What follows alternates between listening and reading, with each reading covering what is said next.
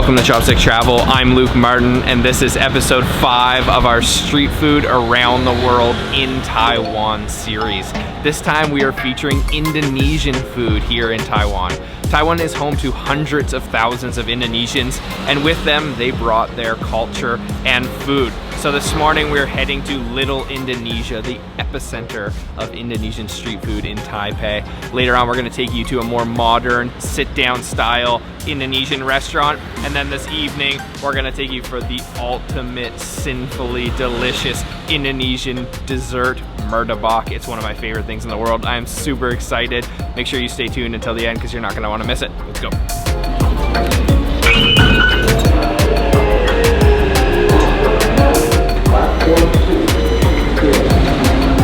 In order to get to Little Indonesia, you're going to want to come to Taipei Main Station, head upstairs, and look for East 3 exit. It's a bit of a maze to find, but once you do, it's just across the street to Little Indonesia.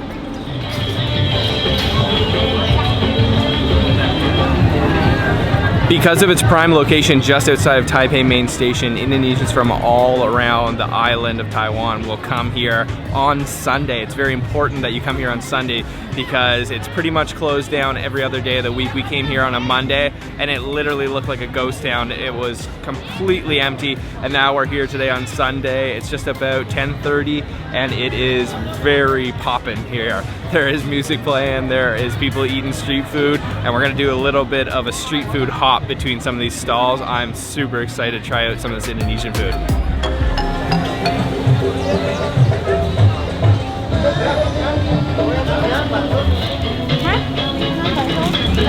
Bakso ya pesan. Bakso apa? Urat beranak. Bakso berapa? 200-an, ada 150. 200 lah enak.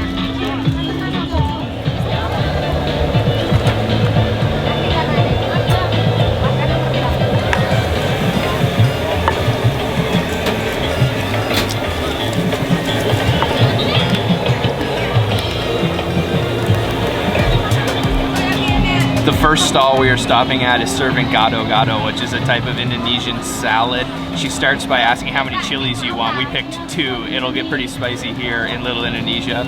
And then she'll put a bunch of different ingredients, some palm sugar, and then the main ingredient for the sauce base is a crushed peanut mixture, which she puts a little bit of water in to kind of thicken it up.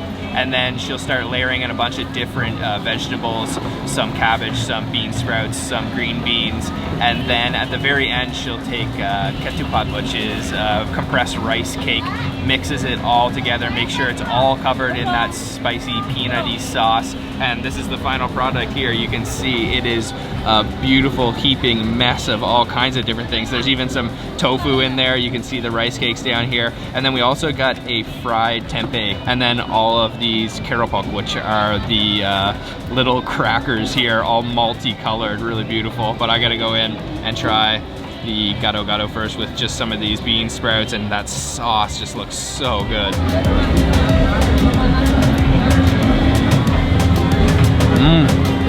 Oh man, oh, I miss that flavor, the lemongrass. You can't find that in Taiwanese food. It's definitely peanutty, a little bit sweet, and then spicy. It's got a kick to it.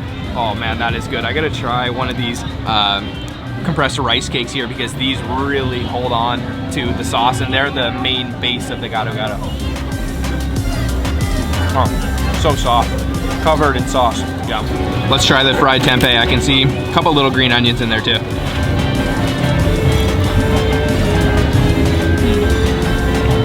Nice. Pretty bland actually, but from the tempeh, that fermented soybean, you get a little bit of a funk going on, and it just complements this sauce, this spicy peanutty sauce and crunchy vegetables. Oh man, this is bringing me back to Indonesia. These are perfect too.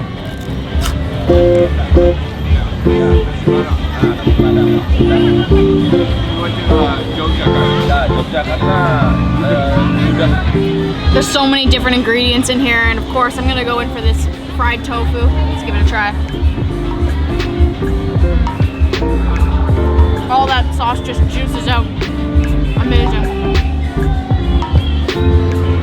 Definitely a hearty and delicious salad, all vegetarian, So I think it's time to get some meat. The nice place about this is it's so small, you can just walk 2 minutes down the street, not even 1 minute, and you're at the next stall.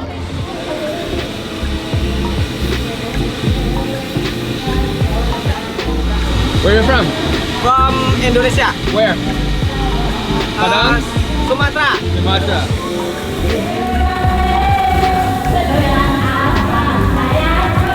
It's kambing? Kambing. Kambing. Ayam.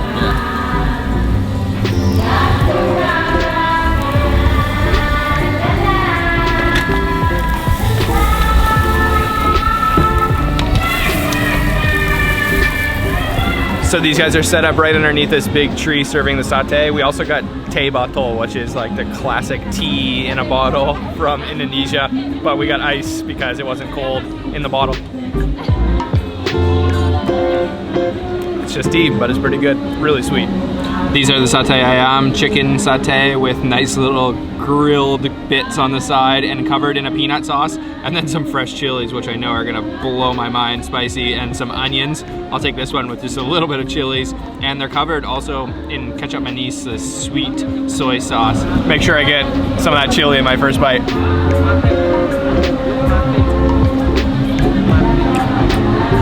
Oh, yum. Damn, that is some tender chicken covered in that peanut sauce, and actually that chili wasn't as spicy as I had expected, but so smoky and so bursting with flavor, contrary to really subtle Taiwanese flavors. This is really bursting with flavor. Really good. Wait, thank you. Taiwanese people's favorite food is satay. Favorite Indonesian food, satay. Yeah. All right. Satay is one of my favorite foods of all time. One of my favorite street foods of all time. I think this is gonna be good. It looks amazing.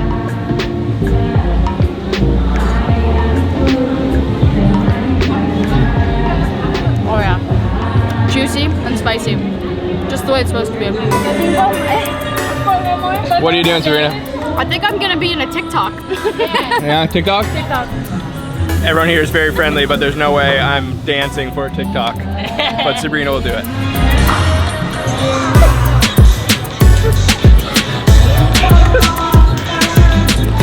I don't know what's going on. I've never done a TikTok before. Thank you. What was it? Thank Good? you. Thank Good? you. Okay.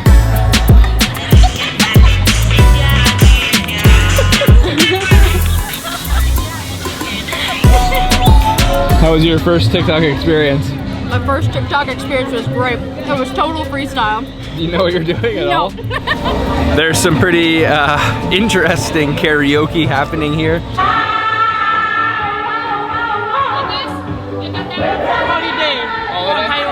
These guys are just super friendly. These girls over here are just TikToking. It's pretty much just a party on the street. Bye-bye. Bye-bye. So we spotted someone that has some kueh, which is a traditional Indonesian cakes made, looks like pandan and coconut. So we're gonna try those out. They look good. We've got two different types here. One is like almost like a pancake, and it's green because of the pandan. And then these ones I think are mochi and then covered in coconut. And this one's just been colored pink. I'm gonna try this one. I'm not sure if it's gonna be stuffed or not, but there's a lot of coconut on the outside.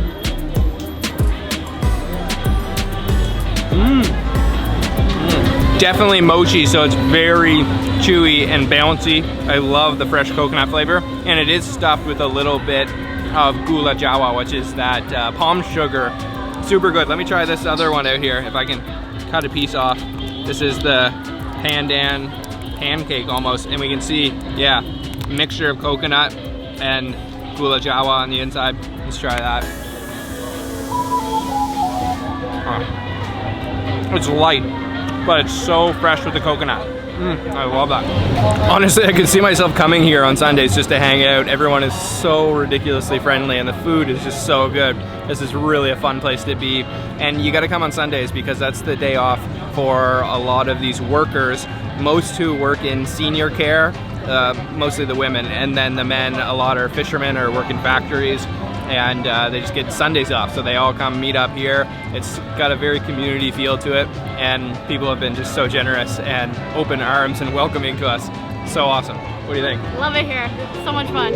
What's up, guys? I just wanted to take a minute to thank this video's sponsor, ExpressVPN. For those of you who don't know, a VPN or virtual private network is the best way to ensure your internet connection is encrypted and secure when doing anything and everything online. So I've started making it a habit that every time I open up the internet, I make sure that I just hit ExpressVPN on. It only takes a second to connect, and now I'm in a secure server in Hong Kong. If you're like us and you do any business online, even if it's just sending an important email, it's better to have the peace of mind using ExpressVPN, and you can ensure that everything you do online is private. If you want a #1 rated VPN service, choose ExpressVPN. I personally use it every time I open up my computer, and Chopstick Travel viewers are getting 3 months free by clicking the link down in the description or visiting www.expressvpn.com/chopsticktravel. Let's go back to the video. Little Indonesia is not the only place you can find Indonesian food in Taipei. We're gonna show you a place that's a little bit more modern. The tables aren't outside, and we're gonna try some other Indonesian foods here in Taipei.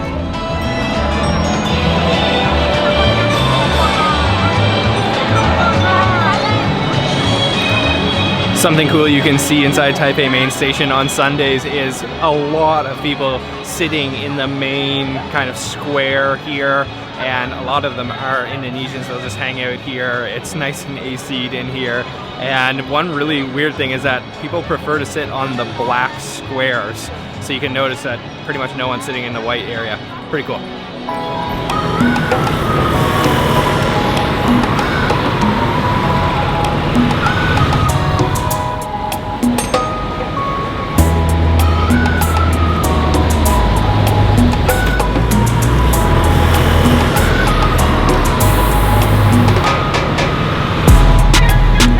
This is Satay House. It's a more modern, fancier style Indonesian sit-down restaurant. They've got a pretty extensive menu of all the Indonesian favorites.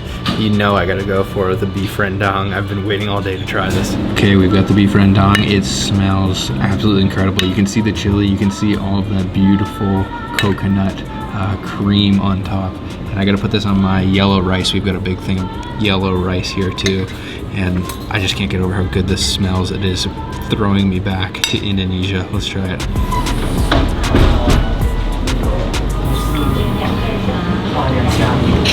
The spice level is definitely right, and you can taste the coconut flavor. I will say it doesn't have that dried out, almost jerky-like texture that you usually get with rendang. It's actually a little bit chewy, and the beef is almost too tender, if that's a thing. Next up, we've got the vegetables, tons of coconut milk. It looks like lots of tempeh, a little bit of tofu, and beans. I'm gonna take these. Also, gotta put it on your rice. Everything Indonesian food-wise has to go on rice.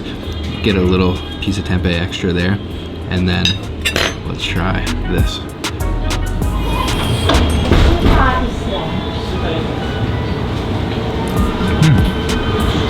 Tastes like the coconut milk maybe watered down a little bit. It's really thin and it doesn't have a strong flavor. Tempeh's definitely got that little funky, fermenty flavor, but once again, not super powerful, not exactly spot on, but still pretty good. And the third dish is the bumbu rujak, which is a Javanese chicken. It looks like grilled chicken, and it's swimming in a sauce, the chili sauce. It actually looks similar to the rendang. I'm not sure it's going to be in flavor, but I'll just take this little piece of chicken first so I can really get a nice taste of what that sauce is all about, of course with the rice.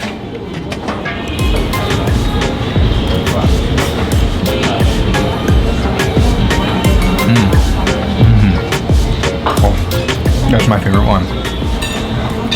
You can definitely taste the chili. You can feel the heat, but you can really taste the flavor of the chilies, and a little bit of lemongrass in there too. There's a lot of sauce, and then that piece of chicken was super tender. That's definitely the best dish so far. That is awesome.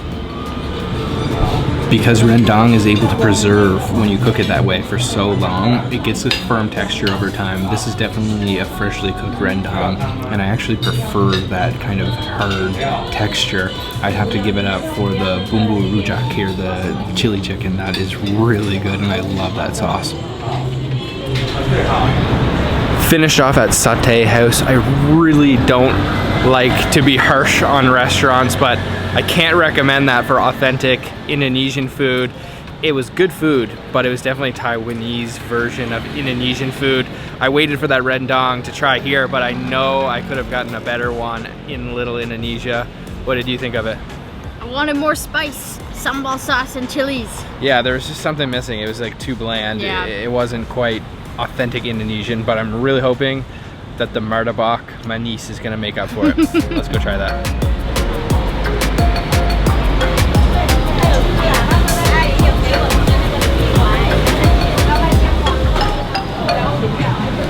So this martabak manis place is in Mingmei night market here on Mingmei Street.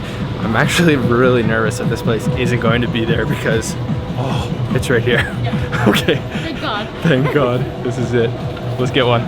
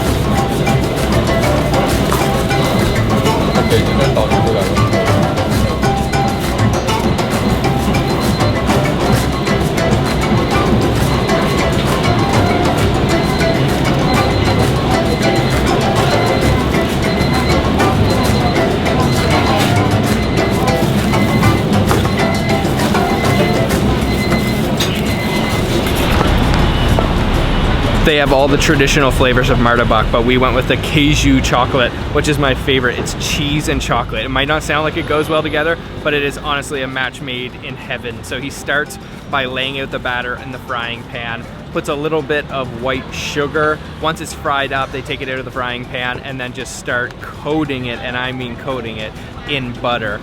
All of that butter melts into the martabak. On top of that, they put the Kraft brand martabak cheese, shredded white cheese all over top. Very generous helping. And then finally, the chocolate sprinkles. And they really load this up, which is the authentic way of doing it. And then lots of condensed milk as well. At the end, she flips it over and then puts a little bit of extra butter on there for good measure. I was surprised at how authentic it looks, so I'm really excited to try it out. This is the final product. I will note it's a bit smaller than the martabaks you get in Indonesia, but honestly I can never finish them in Indonesia. It's way too much. Oh my gosh, you can see all of that chocolate has melted, all of that butter. It is dense. This thing is super heavy, and that cheese too. This is like the most sinfully delicious dessert in the entire world. Let's try it.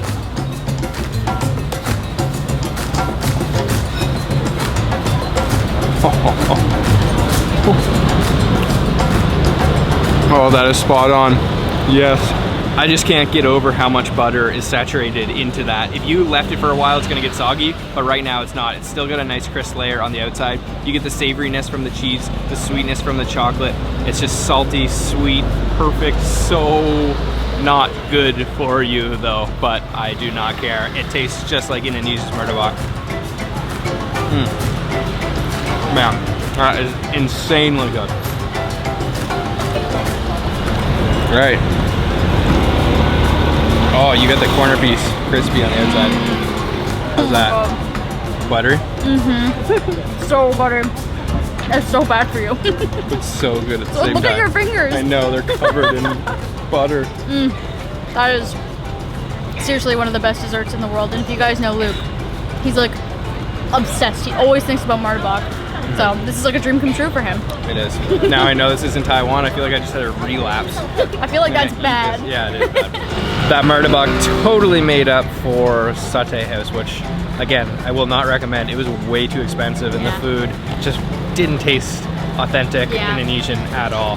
But incredible day of Indonesian food here in Taipei.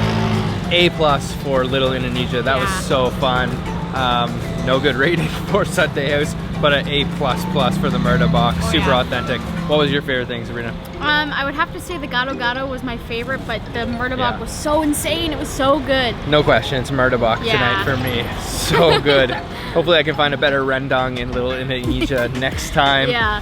If you guys like to consider becoming a Patreon, hit the link down in the description box. You can get access to our monthly blooper reels. And also to our personally curated food maps from around the world that we update frequently with lots of places that we've never filmed at, so you can find great food on your travels. Incredible day. Yeah. Make sure to stay tuned for the next episode of Street Food Around the World here in Taiwan, and we'll see you on the next episode of Chopstick Travel soon. Bye-bye. Bye.